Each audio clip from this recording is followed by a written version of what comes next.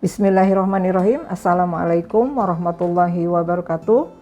Berjumpa lagi dengan Bu Indina Tarjiah dalam mata kuliah Pendidikan Anak Berbakat. Saudara-saudara kalian, mahasiswa yang Ibu banggakan, hari ini kita akan masuk kepada pertemuan membahas tentang siapa anak berbakat. Nah, untuk menjawab siapa anak berbakat, mungkin kita juga harus membahasnya dari berbagai istilah yang muncul ya. Ada definisi tunggal, ada definisi jamak. Nah, sebelum masuk ke definisi tunggal dan definisi jamak, kalau kita membaca beberapa literatur, buku berbahasa Inggris, mungkin buku tentang anak berbakat, kita akan menemukan beberapa istilah ya.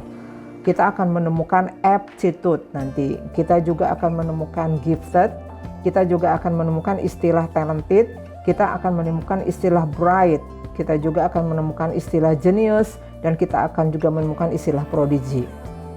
Nah, apa istilah itu? Karena istilah ini penting untuk kalian bahas, karena harapannya adalah kalian mampu menjelaskan apa masing-masing istilah itu dan mampu membedakan istilah itu sesuai dengan tujuan yang akan nanti Anda tujukan.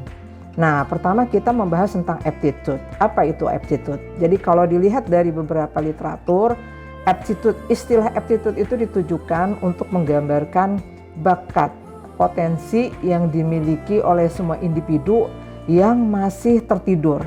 Apa yang dimaksud tertidur? Artinya dia baru potensi bawaan ya. Jadi potensi bawaan yang dimiliki oleh setiap individu.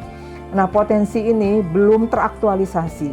Jadi dia bisa teraktualisasi muncul jika distimulasi oleh lingkungannya yang tepat. Jadi istilahnya aptitude itu bakat kalau di bahasa Indonesia kan. Tetapi itu masih berupa potensi yang perlu dikembangkan secara maksimal dengan memberikan stimulus lingkungan yang disesuaikan dengan kebutuhan anak-anak berbakat. Itu yang pertama. Yang kedua, gifted. Ya, mungkin Anda sering membaca di beberapa literatur tentang gifted. Kalau kita perhatikan, ternyata gifted itu ditujukan kepada anak-anak yang memiliki berbakat di bidang akademik.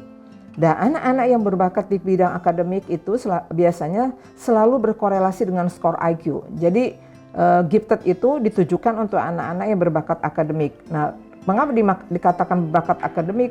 Karena sering dihadirkan kepada seorang anak yang menunjukkan kemampuan kognitif atau intelektual yang superior, kreatif, dan memiliki motivasi berprestasi yang sangat tinggi. Jadi selalu berkorelasi dengan skor IQ. Jadi skor IQ-nya mestinya harusnya di atas rata-rata. Baik, berikutnya adalah talented. Jadi ada istilah talented. Ya, talented itu ditujukan kepada anak-anak yang memiliki keunggulan di bidang keterampilan khusus ya. Jadi misalnya melukis, menggambar, menari, dan lain-lain. Jadi keterampilan ini sifatnya skill. Jadi tidak selalu berkorelasi dengan skor IQ yang tinggi. Jadi anak-anak yang dikategorikan sebagai talented itu tidak selalu berkorelasi dengan skor IQ yang tinggi. Beda tadi dengan gifted. Kalau gifted selalu berkorelasi dengan skor IQ yang tinggi, maka disebut dengan anak berbakat akademik. Nah, berikutnya adalah genius. Jadi genius itu istilah yang digunakan untuk menggambarkan anak-anak yang memiliki kecerdasan di atas 140 ya. Biasanya berkisar antara 140 sampai 200.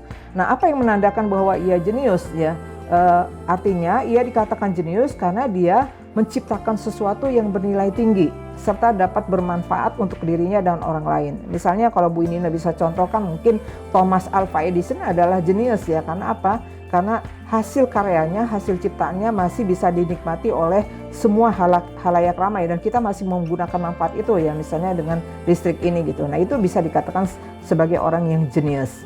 Nah, berikutnya adalah bright. Jadi bright itu ditujukan pada anak-anak yang memang cemerlang, menunjukkan kecemerlangan dalam prestasi akademik. Nah, kecemerlangan ini bisa disebabkan juga karena misalnya dibantu dengan stimulasi dari lingkungan. Nah, itu saja yang bisa Ibu Indina sampaikan untuk pertemuan pertama. Mudah-mudahan harapan saya Anda sekalian memahami beberapa istilah itu dan bisa digunakan untuk menentukan apakah ini masuk dalam kelompok anak berbakat akademik atau non-akademik. Sampai berjumpa kembali di pertemuan berikutnya. Terima kasih. Wabillahi taufiq wa hidayah. Wassalamualaikum warahmatullahi wabarakatuh.